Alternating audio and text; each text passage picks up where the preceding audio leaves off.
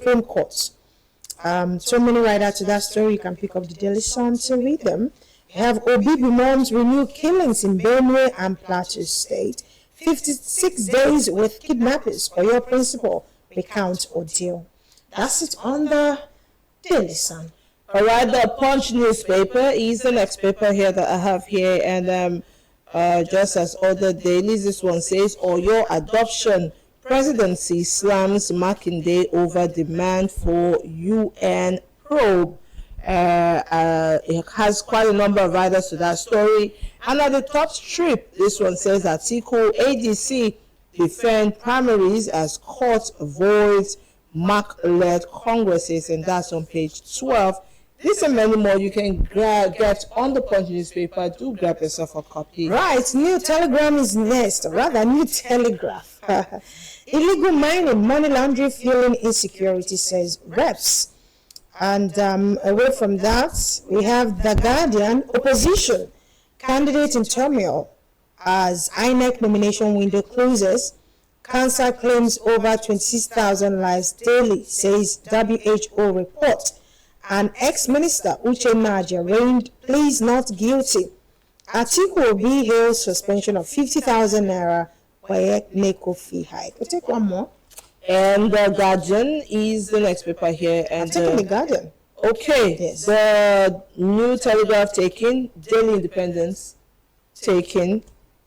Okay, the Daily Independence newspaper is next. And first, the bold headline here says, inflation relief for Nigerian threatened by Mid-East flare-up. You might want to know what that's about. Another one here says, Makinde demands UN probe over Oyo school adoption. Import duty waivers hits 34 trillion naira in 2025. This is by customs. This and many more you can get. Do grab yourself a copy of the Daily Independent newspaper. All right, back to the studio now. Because of our time, let's look at the Guardian newspaper, some of the trending stories there, the major headlines.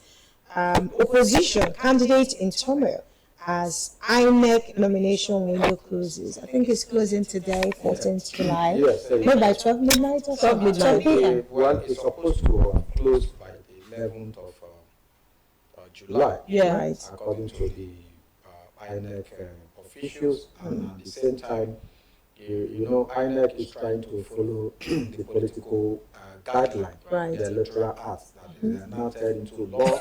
That a so period of time, each political parties are supposed to have uploaded their candidates to file for various offices and all of that. But because of inter-party advisory committee, which actually mediate that the INEC will extend with 72 hours to ensure that other political parties who have not, especially those are being affected by their servers. Yesterday I went to print some documents in one of the cyber cafe, and I met a lady who is a candidate of the ADC, and I saw her also doing some of the uploading and all of that.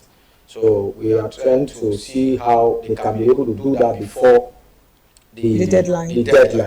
And now that the deadline is 12 p.m. tonight, I think it's also we have some hours for the political parties to upload their candidate. What if we have network issues? Exactly. Yes, it is not affecting only opposition. The capture there is opposition party, but this is a general phenomenon. We have where APC is also affected, Labour Party is also affected, PDP, and other political parties.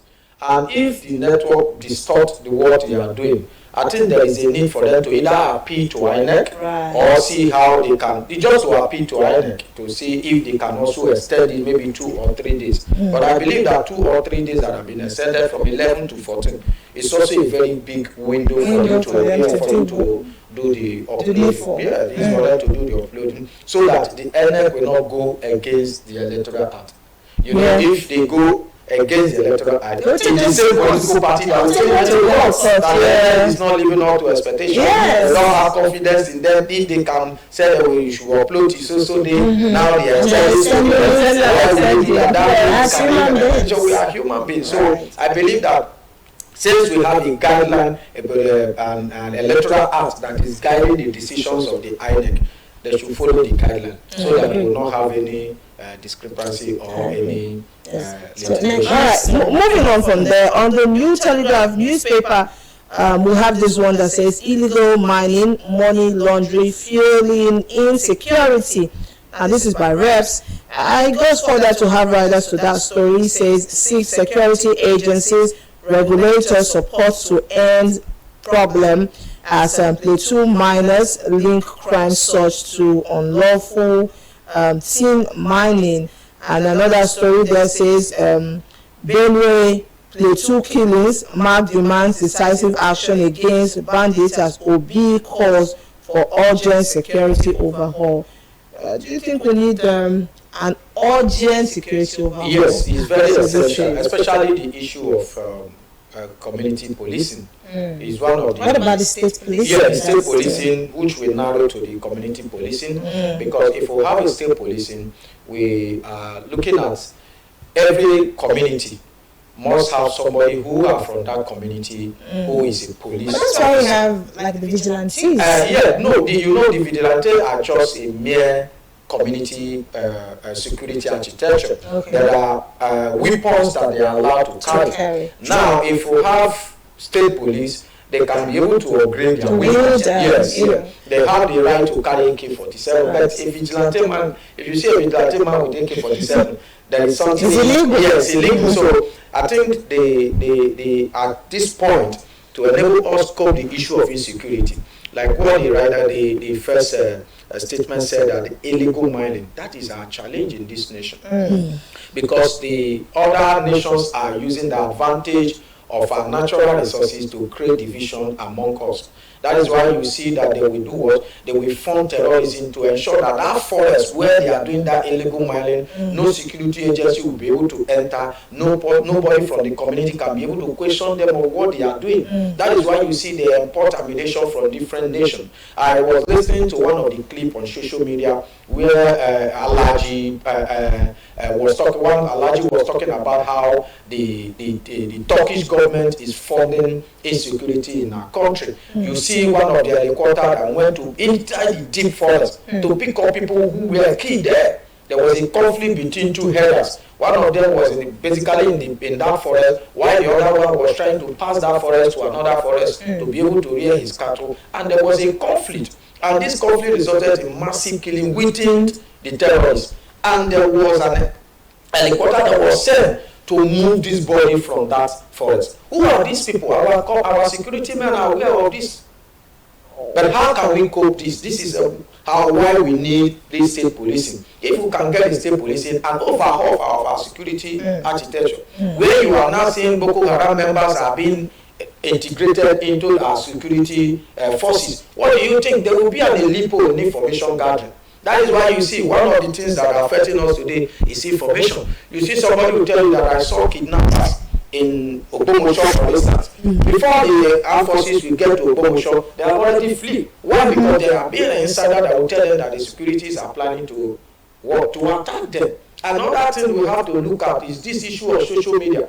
I believe that if somebody posts anything against the government today, the security agency can track you down in any way. Look at one young boy that posted fake video about EFCC raiding hotels in Sapele. I was surprised yesterday. The 3 of them were caught. The 2 girls, the 2 boys and 1 little girl. They said they just use AI to generate the video and put it on social media. And everybody in that area was ready skater that the EFCC is packing boys. So those are into illegal just for views, likes, and monetization. This same young man within 24 hours, they were caught.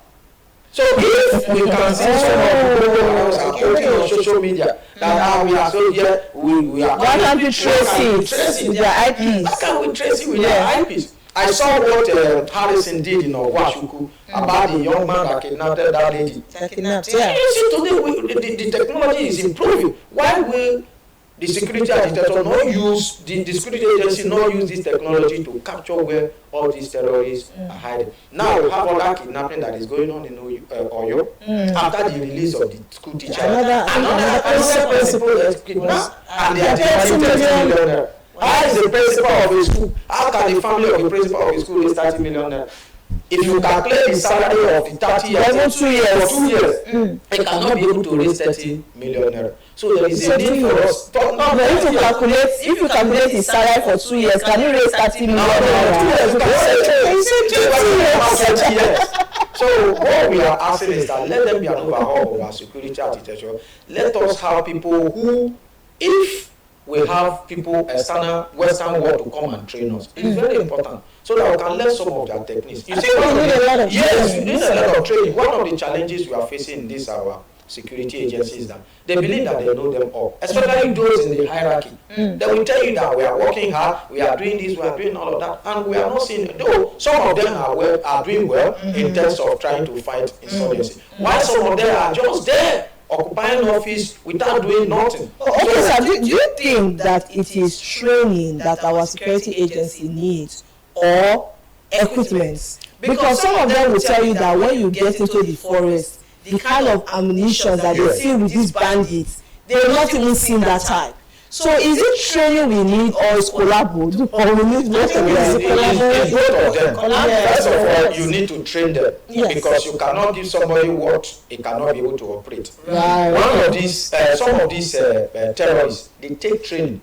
International organization train them. They are not just mere terrorists that just do kidnapping of 20,000, 20 million and all of that. These people who are, they are well trained inside that forest. A young boy I saw on TikTok one day, a young boy was narrating they kidnapped them from school in the north, and he was telling the security agency how they were training them how to dismantle gun within 5 seconds, how to couple gun, how to ensure that you get information and all of that. So first of all, our security agency, we need training, and secondly, we need equipment. A lot of money have been deployed into purchase and procurement of equipment to fight insurgency. I hope the federal government and the security agency are utilizing these resources, not for it to allocate budget. But the more important thing is that are they utilizing this budget? Somebody was complaining that our government is running 3 budgets at once concurrently. But how are we now getting the effect of all these budgets running concurrently?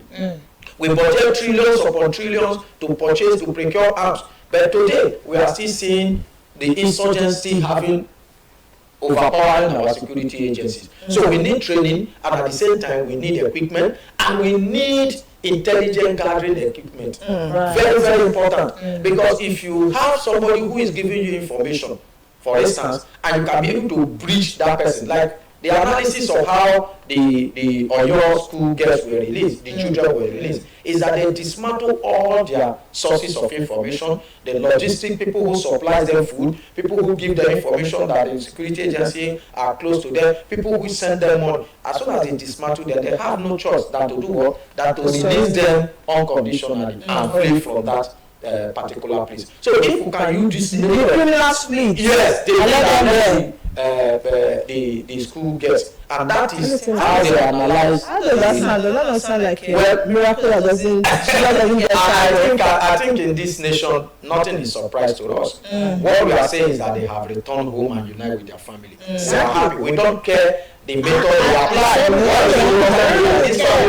These children are back to their family. And that's the resources should be meeting. Yes, they said so many soldiers have been arrested, so many terrorists have been arrested in that Oyo. Some of them have been arrested in the northern part of the country. And we are waiting for the federal government and the security agency to bring these people on board. Let us see where they have been tried and either be sentenced or whatever they want to do with them, so that they serve as a detriment to other people who are also planning a way to commit crime. Look, if many of these soldiers were neutralized, like as they said, I believe there will be a fear for this new kidnapping that just happened in Oyo State. Yes. And Makinde said they should probe the UN. That's what, according to Daily Independent, Makinde demands UN probe over Oyo school abduction, because people are saying some of belong to the school of thought that these things are politically motivated. Yes.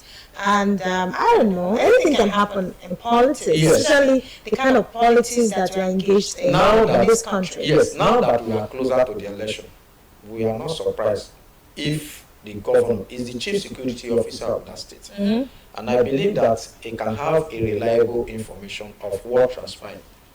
And back to 2014, before Jonathan was removed, you will see that one of the techniques that were used is the Chibos case. Yeah. The whole nation was on tumult because of the kidnap of the Chibos girls. And everybody was crying, Jonathan should leave, he's not capable of securing life and property of the citizens. There was a lot of protests against the government of Jonathan. And one of the tactics they use is insecurity. Now, if you look at that, the Southwest, you'll find out that Oyo is one of the strong oppositions they have in the Southwest, the ruling party have in the Southwest. I am not saying that they are the one that were either motivated, but what we are saying is that before that statement was made for the office of the first citizen of the state, there must be something hidden. So we are pleading that if there is a need for the UN to probe what is going on, let them probe what is going on in our nation so that we can sleep with our two eyes closed. Many of us are afraid. The time we come with that day of election, maybe we will not be like what Peter Obi said, maybe we will not be allowed to even know the election. So maybe we will not be even allowed to go and vote if this insecurity persists. So there is a need for the security agency and the government of the day to look at how they can be able to remedy this situation so that the citizen can go home and sleep with their two eyes closed. On that day of election, we will come out with confidence to vote whoever we want to vote. You don't need to kidnap our sister to induce us to vote for you. Because if you are doing well, you don't need to have, maybe you are using thoughts or you are using political intimidation to intimidate opposition. You have to vote for. We see your now, for instance, in this studio, we have you, we have Ife, we have you here. If election comes, they say, okay, let us go and vote for two people. We will vote for two of you because we see that you are doing what you are working. Yeah. So you don't need to convince pathway that I'm a journalist. No, because I'm seeing your work. If the ruling party are doing well, they don't need to use the security agency to intimidate. Like what happened in what is it called in Ekiti. I think is a warning to all of us that even as we have had beavers and all of that, all the arrangement under the INEC about the election that they budgeted 800 and something billion to run 2027 election, we still have other ways that politicians are manipulating the election. So we are praying that God should help us, and at the same time, the security agency should stand up for the citizens so that we can be able to sleep with our two eyes closed and we will attract what international investors, because there is no way development can come where there is crisis. In Oyo, for instance, if you are an investor, you want to go and invest in Oyo, you look at the security situation there. That what is happening here, if I invest and these people find out that I'm wealthy or I have the resources to do investment in this community, they may come for me. So all these things are driving investors away. So there is a need for the security agency to live up to expectations and secure the life of right. Lastly, just before I let you go, let's talk about, I was looking at the newspapers, I didn't see where they talked about the fuel. Well, I think I saw one about Dangote selling in dollars, and that's why we're having the fuel hike, and maybe it's going to happen again. So talk to us about this fuel hike. Because people are saying that yes, it's reducing, but we're not seeing the effect. I read about it, and it was a very shocking news to us, especially we Nigeria. Dollar is not our currency. We have to understand that, and if the government of the day can call Dangote to order, I think this issue of monopoly have to be seized. Because if you look at what is happening, Dangote is the only owner of refinery that is functioning in Nigeria, even in West Africa. I was listening to one of the investors that said he's happy that Dangote is coming to the one of the African countries to build another refinery to ensure that they have fuel and all of that. That is ready to invest $100 million to support the project. So the federal government should regulate the price of fuel, especially from this particular Dangote. Because many of us, when Dangote started, I was telling you one of my friends, I said, look, Dangote is like a snake under the green grass. Now they can just push you and tell you that leave this thing, we will do it. By the time you allow them to do it, they will come back and tell you that this thing is not like this again. They will increase the price. You have no option than to do what? To buy from them. That is what we call monopoly. So if you can allow them to monopolize the fuel, that means you are doing that in the detriment of the common man. So nobody, we are not getting salaries in dollars. We are not getting allowance in dollars. So why are we buying fuel in dollars? No, this is a challenge that we are facing. I think there is a need for the federal government, the regulatory agency should regulate what we use in the payment. Initially, I can remember vividly during Buhari regime, when this issue of Dangote fuel and all of that is going on before the engine of offspring was removed, it was the debate on what will be used in purchase of crude oil. Okay. So they told Dangote that you will purchase in dollar. Dangote said, no, I cannot purchase in dollar. Why I am selling in naira. So therefore, I should purchase in naira and sell in naira. So I think now that you have been allowed to be buying in naira, why are you not selling in dollar? Because if you are selling to marketers in dollar, first of all, you need to have that dollar to purchase that product.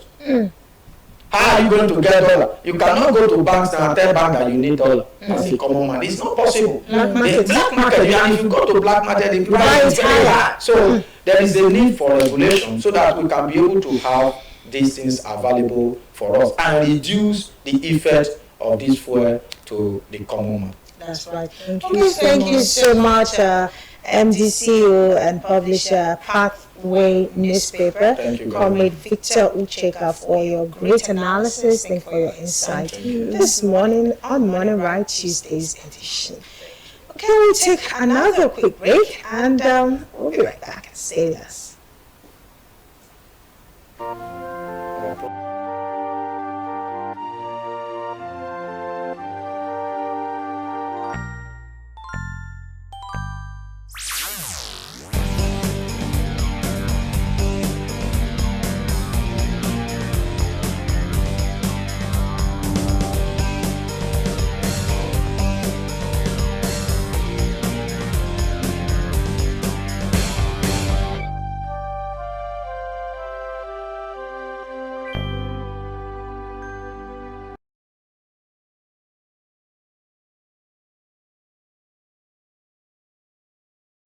Like I tell you, very soon electricity for Delta State it go be one of the best for Nigeria. Obukobo, stop. You don't start. Calm down. You get waiting I don't tell you before when you don't tell me now. Say this year 2026 they go complete the DSA roundabout flyover for free. More the watch whether it go happen now. Sure, why not go happen? This year just a start now. The construction of the DSA roundabout flyover for free is already 98% complete. You sure? Yes.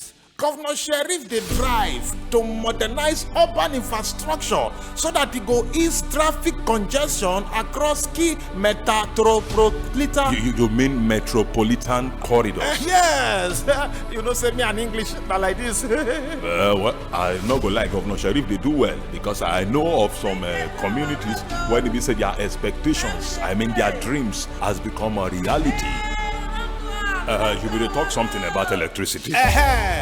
Our governor, Right Honorable Sheriff, he done this set to add 120 megawatts to the national grid. Oh boy, this one go boost Delta State energy capacity. Delta State Health Insurance Scheme expanded between 2023 to 2025, becoming Nigeria's largest state health insurance scheme. While Oborewori no go clinch double honors as Governor of the Year 2025. Governor Oborewori don't remember Kokori Sweet Crude with 12 billion naira road rehabilitation. I know, a 35.32 kilometer road for Etiop East local government